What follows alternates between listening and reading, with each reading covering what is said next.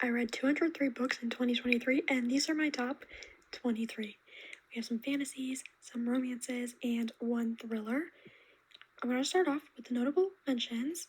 These are the books that almost made the cut but didn't quite get there. Things We Hide from the Light by Lucy Score. This is an unpopular opinion, but this is actually my favorite book in the Knock 'Em Out series. I loved it. I thought it was so fun. Nash was such a good love interest. The way he would shower Lena with compliments, I loved that. And the way he would surprise her with flowers and slow dance with her in the rain. He's so cute, and I love him. And I love Lena too. I love how confident she is. And there's also a dog in here named Piper, and the scenes between Nash, Lena, and Piper were so cute. They're like a little family. It was adorable. And I also like the anxiety and depression representation in this. The other notable mention is Hopeless by Elsie Silver. This is another unpopular opinion, but this was my favorite book in the Just Spring series. I loved both Bo and Bailey. Bailey was so entertaining. Things about that would come out of her mouth. Wild, but so entertaining. And Bo is protective and broody, and they worked so well together. And this book had the best smut out of the books in the series. The third act breakup was really dumb, though, I will say. But other than that, I really enjoyed this. Now, for the actual list, number 23. Only When It's Us by Chloe Leese. I love the frenemies trope so much. It's one of my favorites because you're getting a mix of both enemies lovers and friends lovers. It's best of both worlds. I love both those tropes, and together, they make this masterpiece. I love the teasing banter in this, and their prank war was so fun. I like the deaf representation in this. Chloe Leese actually worked with someone who is deaf to make Ryder's portrayal as true to the experiences of real deaf people as possible. And there were some things that Ryder, who he is a deaf character by the way, there are some things that he struggled with in this book that I had never considered people who are deaf would struggle with. So I feel like this book could be eye-opening to people about some of the struggles that people have. It definitely was for me. Check trigger warnings for this before going into it, though, because it does deal with some really heavy topics like terminal illness. But overall, it was really cute, really fun, really entertaining. Loved it. Number 22. Malibu Rising by Taylor Jenkins Reid. I recently read this and I loved it so much.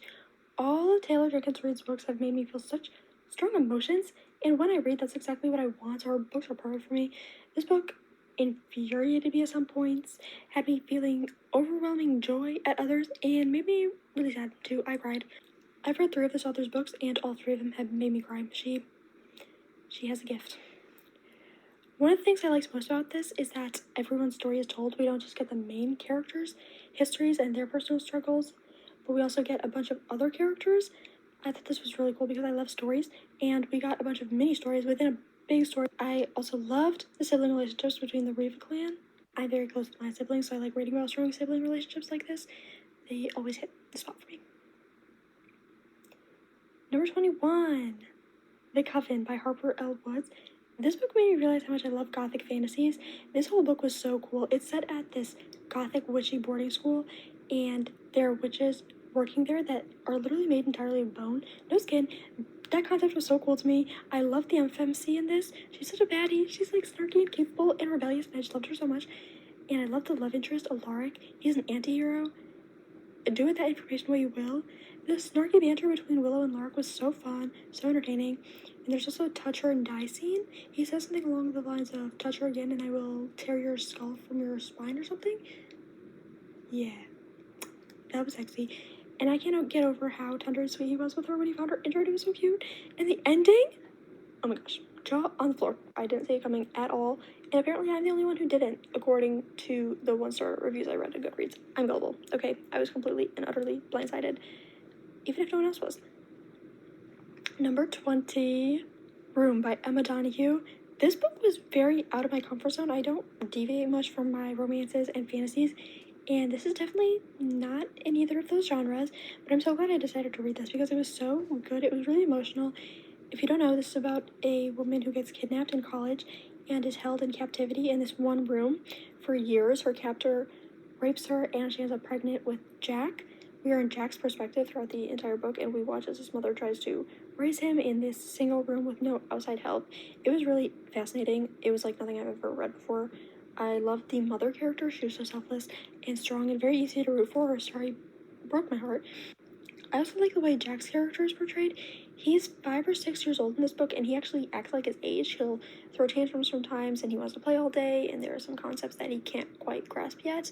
He was depicted like an actual child. I hate when kids in books act and talk like they're 25. Jack's portrayal was realistic, and that helped the book hit harder because it felt more real. The way trauma was described and depicted felt very realistic as well. It felt like the author did a lot of research before writing the book, so everything could be portrayed as accurately as possible, and I appreciate that. I haven't watched the movie yet, and honestly, I don't really want to. I don't know if I could handle experiencing the story again. It was so heartbreaking. I feel like this is the type of story you can only read once because it's so sad. I loved it, but I would never consider rereading it. Number 19. Catching Fire by Suzanne Collins, completely different from the last book. This is the second book in the Hunger Games trilogy, and it is by far my favorite of the three. I feel like this one was least above the other two. Those books were good too, but this one was incredible. This is where we get introduced to Finnick, and he's my favorite character, so obviously I like this book for that alone. And the stakes were higher in this one because the competitors are all skilled, capable killers, or all were at some point in their lives, whereas in the first games, a bunch of kids were thrown together and forced to kill, and most of them had no idea what they were doing or what they were getting into. I also like the way trauma and PTSD were handled in this book, and the concept of the arena was so cool. When it was revealed how the arena worked and what the idea behind it was, I was so impressed that she came up with that. It was so creative. I loved the ending. There was so much happening. There was so much violence and action, and there were great plot twists. It was so good. I loved the ending. Also, the romance was better in this, a lot better. Honestly, in the first book, I didn't care about Peeta and Katniss at all because Katniss didn't care about it and were in her head, so her indifference made me feel indifferent. In this one, she was more invested in the idea of Katniss and Peeta, which in turn made me more invested in them, and I actually could appreciate the couple. Number 18. Caraval by Stephanie Garber. This book was so magical and whimsical and fun. I loved it so much. The writing is beautiful. There's lots of plot twists. The romance is opposites attract, and the dynamic between Julian and Scarlet is so much fun. I feel like they balance each other out really well because they're opposites, and I love the banter. It was so good. I also loved all the cute little magical elements in this book, like the transforming dressing gown. I feel like the costumes were so much fun. I've already described this book as fun 3 times, but it was just so much fun. I don't know what else to say. I can't think of a better adjective. Let me think of one. This book was magical. I think I used that too. And enchanting and immersive. That's a good one. Okay, we'll go with that. I also like that we didn't know what was real and what was part of the game, because if you don't know, a good portion of this book takes place in this game called the Caraval, and there are actors and illusions meant to mislead the participants and the readers, so we had to guess what was an illusion and what was reality. And I hate to repeat myself, but that aspect of the book was so fun. I thought it was so cool trying to guess. It was just such a good time. And I also just love plots that involve the characters being players in a game. That's what this was, so I adored it. I didn't include the other books in this trilogy because none of them lived up to this first one, in my opinion. This one was definitely the best. 17. Ooh, we got a couple in this one. How fun. We have Addicted to You, Ricochet, Addicted for Now, and Thrive, all by Krista and Becca Ritchie. This is the Addicted series. I started the series earlier this year, and I have never looked back. It has become my favorite series ever, along with the Calloway Sisters series. Them together, perfection. If you don't know, this series follows 6 characters, 3 couples. These 4 books all follow Lily and Lo. I'm putting all their books together because when I think of their books, I think of them as a whole as opposed to their individual parts. When I think about it, I think about how much I loved all their books, not just how much I loved each book individually. They're all grouped together in my mind. It's too hard to separately rank them, so I'm just not going to do that. I love these books so much. They were all 5-star reads. I loved Lily and Lo as individuals and as a couple. I love the found family theme. I love the Connor and Rose breadcrumbs. I like how every character of the core 6 has such a distinct personality. They're all so different from each other, but they all work so well together as a group. I have loved watching Lily and Lo grow. They're both struggling with addictions, and watching their recovery journey and looking at how far they've come from Addicted to You to Thrive is... I'm just so proud of my babies. I'm probably gonna read their last book in January, or I might hold off on it because I don't want the series to end. We'll see how long I can last before I finish it off. Number 16. The ACOTAR series. I'm a basic girl. What can I say? I finally read ACOTAR this year and I loved it. I loved it so much. I think A Court of Wings and Ruin might be my favorite, or maybe A Court of Silver Flames, actually. Actually, I can't believe I'm saying that. I went to Nessa's book thinking it was going to piss me off because she was my least favorite of the core characters and frequently irritated me with her rude comments, but I left the book with her as my favorite character. Crazy how things change, huh? I really love the characters in this. I feel like they're what make the story. I like the Reese and Feyre pairing. I love the female friendships in the Court of Silver Flames. I'm hoping the next book is about Azriel even though it would make more sense to be about Elaine because she's the only sister without a book, but I don't care about logic. I want an Asriel and Gwen book. They're my favorite characters who haven't gotten a book yet. I'm so attached to all the characters in the series besides Amarin. Sorry, I don't really care about her. I don't know why. I just don't really feel any connection towards her. But everyone else, I love them and I would die for them to be happy. Like Asriel, Gwen, Moore, Lucian, Elaine, Rhys Feyre, Nesta Cassian, Emery, all the priestesses, they all take up a big chunk of my heart. 15. Divergent. I feel like I'm gonna have to justify placing this so high. I can feel the hardcore side eyes through the screen. Oh, and I also forgot to put Four's book in here too. I would have included that in here. Listen, I know there are a million plot holes in this series, and the world itself doesn't really make much sense when you think about it, but I don't care, because I genuinely had such a fun time reading this, and at the end of the day, I'm reading for fun, and I was just having such a good time with this that I happily ignored the plot holes. Sue me. I don't care. I love Tris. I love Four. I love their romance. I love the action. I like the writing. I feel like it flowed really well. It was such a good time. Up until the last 50 pages of Allegiant, the author should go to jail for that ending. I was a sobbing, hiccuping mess in the bathroom for an hour over that. Thanks a lot, Veronica Roth, but no, seriously, I love this series, and I don't care what anyone says. I had such a good time reading it. Plot holes be damned. Number 14, The Seven Husbands of Evelyn Hugo by Taylor Jenkins Reid. I freaking love Evelyn Hugo. I got so attached to her character. I loved her confidence, her ambition. I liked how calculating she was. She was so smart. She was looking a genius. She was so smart. And her life story was so interesting. It was fun, slowly unraveling her story. And this book features strong romantic relationships and strong platonic relationships. It's perfect. And the abuse storyline was really well written and well researched. I liked the diversity. It was just so good, so addicting. I think about this book all the time, even though I read it in like May. Truly had an impact on me. Number 13, Six of Crows by Leigh Bardugo. I am convinced that Leigh Bardugo is my author soulmate. All of her books hit so hard for me. I love her writing. This is not the last you will see of her. I will tell you right now. There will be more of her in this video. But let's talk about Six of Crows now. I love the found family theme in this. First of all, I loved all the characters and their dynamics with each other. I love the romances so much. Matthias and Nina especially, they're my favorite. I haven't been able to stop thinking about them since I read this book. They will randomly pop into my head and stay there. I'm obsessed with them. I also love Jesper and Wylan, my slow burn babies. Their banter was so fun. And of course, I love Cass and Inej. Cass gives off very much I hate everyone but you vibes, and I was living for it. Also, that scene where he was limping while he was trying to run to carry her to safety lives rent-free in my head. This is also very, very high stakes, which I liked. I like the suspense. I haven't gotten to Crooked Kingdom yet because it hasn't been available at the library the last couple times I went, but as soon as it's available, as soon as I can get my hands on it, I will. And I think I'm going to do a reading vlog for it because I want to document all my thoughts. I regretted not doing that for Rune and Rising, and I will not be making that mistake again with another Leigh Bardugo book. Number 12, Lock Every Door by Riley Sager. This is the only thriller I have on this list. It was so much better than any other thriller I've ever read. The gothic setting was really cool with the gargoyles and stuff. It really adds to the suspenseful atmosphere and the eerie feeling you get while reading it. And this also is told in short chapters. It's fast-paced.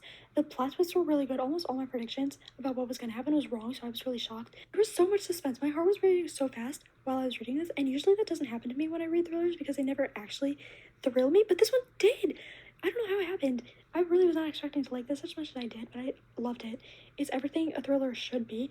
I need to find more thrillers like this because I could actually become a thriller girly if I did. If all thrillers were like this, I would be a thriller girly so fast because I loved the reading experience. It was so exciting, it was so thrilling, it was so perfect, and everything was tied up really well by the end. There were little hints and clues dropped throughout the book, and when you get to the big reveal, it all makes so much sense, and it's just mind-blowing. Highly, highly recommend this book if you like thrillers or want to get into them. I feel like this is what a thriller should be. Number 11, Happy Place by Emily Henry. That pink is so right. Wow. Unlike what the title suggests, this book is actually not happy. It actually made me incredibly sad. It made me cry, but I loved it. This is a second chance romance, and the one thing I really liked about this is that it's told in dual timelines, so we get the past timeline of them falling in love and being in a relationship, and the present timeline where they're broken up, and I really like that aspect of it, the multiple timelines. I wish more second chance romances would do that because it helps me to root for the couple when I see how good they were together. And this book was also incredibly touching. I think it's because I connected with the characters so much. I could connect with Harriet because she's conflict avoidant, I'm conflict avoidant, and she was thinking a lot about her friends drifting apart, and that's something that always bothered me after high school. It's like when I drifted from my high school friends. And I connected with Win because we had the same insecurity of people finding us boring after they get to know us, so that was really relatable to me. And okay, this book did make me happy sometimes. The late night talks with Harriet and Win in bed during the college years, for example, really cute, really wholesome, made me happy. And I love the friend group. And the scene where they were making pottery together was really cute. Number 10, we're almost at single digits. Lore by Alexandra Bracken. I haven't had a chance to talk about this book except for in my 2023 tier ranking video for all of 2 seconds because I read this before I started this channel. I'm so excited to finally get to rave about this book because this book is incredible. The concept of the plot is so cool and unique. Like, I was impressed right away after we got to the plot because it was just so cool, so creative. After a war with the Greek gods, Zeus cursed 9 of the gods who were against him to be mortal for 7 days every 7 years. And during those 7 days, it's basically hunting season. People are trying to kill them because whoever kills the gods gains their powers and immortality. And doesn't that sound so cool? With a plot like that, there's a lot of room for betrayals and violence. It was such a fun time. I loved it. It's one of the most fast-paced books I've ever read, if not the most fast-paced book. If you're in a slump, I would definitely recommend this because there's never a dull moment, and there's cliffhanger chapter endings, so you'll want to keep reading. It's very gory and violent from start to finish, though, so if that's not your thing, maybe look for something else, but if you're okay with that, definitely recommend this. And the cover is brilliant. Not only does it look freaking awesome, but everything on it is put there for a reason, and as you're reading, you'll slowly find out why all these things are there. Like, you'll find out why there's a scar on her cheek, and why her eye is that color, and what the title means. I think it's so cool when cover designers do that, when they plan the cover so meticulously, because when you finally find out what it all means, you're mind blown, like I was. I was like the friendships in this book and the found family theme. I like the villains because they were ruthless. Like, they were actually scary and threatening. I like the distinction between all the characters. They're also different from each other. Their values, their mannerisms, their way of speaking, their personalities. She did such a good job of developing different characters. They're all so different from each other in every way, and I thought that was really cool, really well done. There's also lots of diversity in this book. And the plot twists, there were a lot of them, but one of them really stands out. When I got to it, I had to put the book down and stare at the wall because I was so shocked. In hindsight, I probably should have seen it coming, or at least suspected it a little bit, but alas, I did not. I feel like such a fool. I still feel like such a fool. I can't believe I fell for that. 9. We're in single digits. We're getting nitty and gritty. Is that the term? I don't think so. Never mind. Ignore the fact that I said that. Number 9. Betting on You by Lynn Painter. This book had no business making me giggle and snort the way it did. This was so cute, so fun. I had the absolute best time reading this. I love the mute cute. First of all, they get into a little spat at the airport, and then they end up being seated next to each other on the plane, and bickering and banter ensued naturally. It was glorious. I had so much fun with it. The teasing banter was so fun, so great. There's one scene where they read aloud to each other for hours. She would read the girls' lines, he would do the boys'. I repeat, they did this for hours. This is my dream date. I love them so much. This book felt like a breath of fresh air. I still can't get over how overwhelmingly happy it made me. Lynn Painter and her books are a joy. Number 8, Divine Rivals by Rebecca Ross. I was scared going into this that it wouldn't live up to the hype because it gets so much hype, and a lot of times I'm expecting something and it doesn't live up to it. But this did, in fact, live up to it. In fact, it surpassed my expectations. This was incredible. This was rivals to lovers done so right. They were rivaling hard. And they made every single thing a competition, and I loved it. Something about competitors turning into lovers just does something to my brain. I love it. I think it's because at first they're competing against each other, but then by the end, they realize they work better as a team. And that realization just always hits for me. I love it. This is also a pen pals trope, and I don't read that trope much, but when I do, it is everything to me. Roman and Iris would write these deep, heartfelt letters to each other, and it was just everything to me. It was so cute. And the way Roman would keep all her letters and reread them, it was so cute. I love it. I also like the fact that this book focused more on their emotional connection rather than their physical attraction to each other. That's another reason why I like the pen pal trope, I think, is because they fall in love with who each other is in their letters before falling in love with each other's bodies.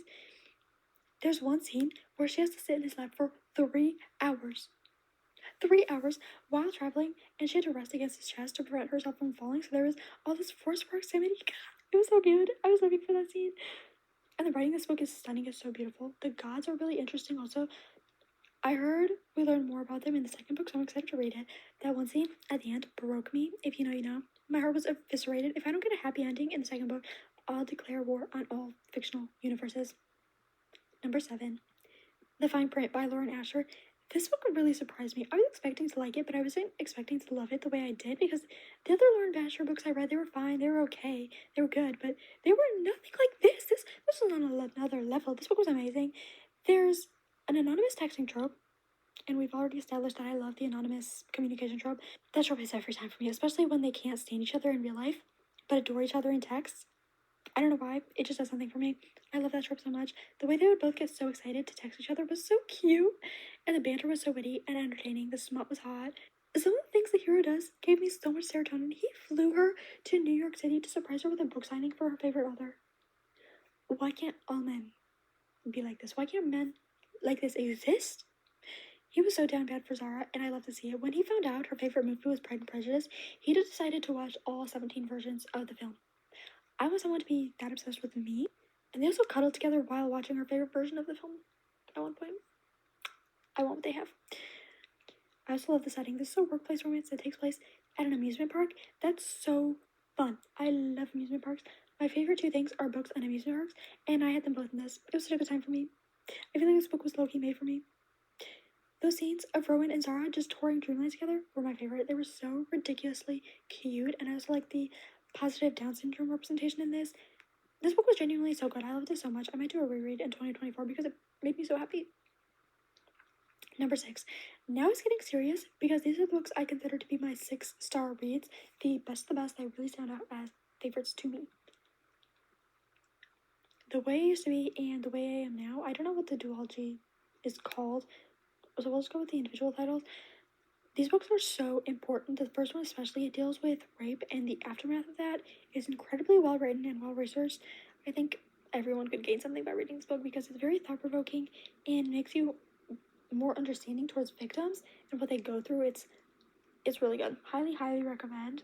Also, the love interest in this book is so precious. He's the absolute sweetest. He's so supportive and kind and non-judgmental. I adore Josh. Number 5. The Shadow and Bone trilogy. I am so mad at everyone because I almost didn't read these books. Before I started the first book, I heard overwhelmingly negative reviews about how boring this series is and how annoying the main character is. A bunch of people said they couldn't get through it at all. Everyone told me to skip it and just read the Six Cruise trilogy instead. But I ignored them because I didn't want to go out of order in a fantasy series. Fantasy worlds can easily get confusing, and I didn't want to miss all the world building info from Shadow and Bone. So I was like, I'll just read the first 3 books. I can stomach through them. It's not a big deal. I'll push myself through them. But then I started reading it, and I loved it so much. I did not have to push myself through it. I was eagerly reading each book, especially the 3rd book. The plot is so unique and creative. It's like nothing I've ever read before because she created these creatures that don't actually exist. At least I don't think they do. I tried to Google it, and everyone was like, Volcra, Shadow and Bone. I guess Volcra don't really exist. But I just love that she made something new, because fantasy books like the vampires and the werewolves, that can get old. I feel like I've already read it before, but this, it felt entirely new. Everything was a new concept to me. I just feel like this book felt so fresh because there were so many new elements that I'd never heard of before or read about before. And so it was really exciting reading this for the first time. And the writing is incredible. Leigh Bardugo is such a great author. There are also some really good plot twists and reveals, and a lot of them happen like within the same 5 pages, so it was just like boom, boom, boom. It was really exciting, really good. And I'm talking about Shadow and Bone, not the other 2, when I'm talking about those plot twists that came back to back. But the other book also had some really good plot twists. The 3rd book, there was one plot twist especially that blew my mind because it made so much sense, and I didn't see it coming at all. It was so good.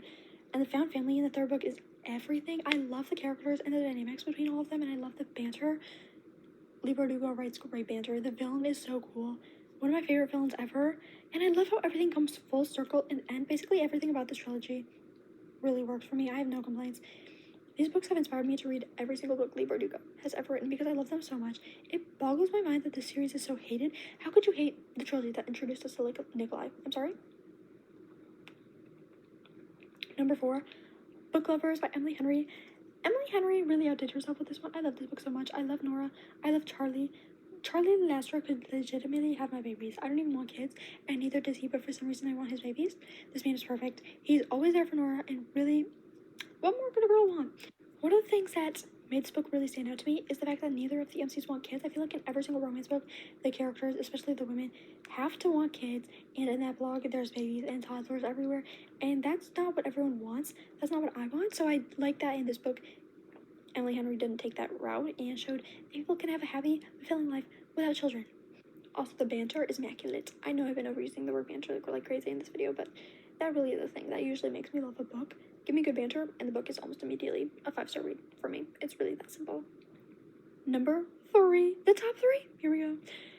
Sinners Condemned and Sinners Consumed by Soam Sketcher. Sinners Condemned was really good, but Sinners Consumed, that book was everything. It's tied with The Maddest Obsession is my favorite mafia romance of all time. The snarky banter between Rave and Penny was so witty and entertaining. And that scene where she runs into his arms because she's afraid of lightning, and he carries her to his bed, gets under the covers with her, and covers her ears so she doesn't have to hear the sound of thunder, lives rent-free in my head. I think about that scene all the time. It was so cute. I'm obsessed. And don't even get me started on his Penelope Price for Dummies gift. No gift will ever top that. It was so thoughtful, I could literally cry. Number 2, The Right Move by Liz Tomford. The highlight of this book is definitely Ryan. He is the ideal man. He is a grumpy guy with a big, big heart. He is the most thoughtful baby boy. I loved him so much. I love Indy too. She's so cute. They're both flawed, but so damn lovable. Their banter was fun. The slow burn was done so well. The sexual tension was eating me alive. And when we finally got to this month, it was chef's kiss. So good. So good. The scene I play in my head most from this book is Ryan brushing her hair when she was sick and then braiding it. It made me emotional. I may or may not have shed a tear in that scene because it was so tender and sweet and everything to me. Number 1. Why am I actually so excited? I'm acting like I don't know what it's gonna be. But drumroll please. Kiss the Sky by Krista and Becca Ritchie. Unless you're new here, you're probably not surprised by this because I've managed to talk about this in almost every video I've filmed since I read it. It's just that good. I read this in October, and I've thought about it multiple times a day, every single day since I read it. This book and the characters in it have me in a permanent chokehold. That scene where Rose holds up a finger to signal to him that she needs a second to compose herself, and Connor starts individually kissing all her fingers. I think about that scene every day. It was so tender and sweet and soft and beautiful and perfect. That's the scene that I think about most, I would say. It's hard for me to articulate how much I love this book because I'm just filled with overwhelming love and joy when I think of it. And when I talk about it, I'm just like, oh my gosh, I love this book so much. I'm not really saying why. I feel like this fact emphasizes how much this book means to me, though. I cried over this book 6 times while reading it and have cried in the car on multiple occasions after finishing it because I just relive the scenes in my head all day long and they make me an emotional wreck. It's not even during the sad scenes. It's more during the happy scenes. Like, they made me so happy that I was crying. Clearly, this book means so much to me. I connected with Rose more than I've connected with any character ever before. I could relate to her internal struggles so much, and I love her fierce attitude. She's such a baddie, and I love Connor so much. He's so cool and composed and hot, and he's always there for Rose and puts her first. Loving my girl like she deserves to be loved. I adore them both so much. And Connor and Rose together, I could faint. No two people have ever been so perfect for each other. They understand each other so well, and the love letter he wrote her was so beautiful. I could cry right now. Again, I don't know if I think the love letter is only in this edition, the one I have posted on here though, with the exclusive bonus material. But that love letter, oh my goodness, don't even get me started. And the smut is the best ever. It was so hot, and the aftercare was everything. The banter and the intellectual sparring was so entertaining. The found family was perfect. I just love this book so much. I'm definitely going to do a reread in 2024 after I finish the series, and I think I'm going to make a reading vlog out of it because I just want to show you guys how much I love it. You guys all deserve to experience that with me, and also I feel like that's a video that I will literally rewatch because I love this book so much, and whenever I want to relive all the feelings I felt while reading it, I could just watch that video. I think I would like that. So that video is coming not soon. I was going to say soon, but it's not coming soon.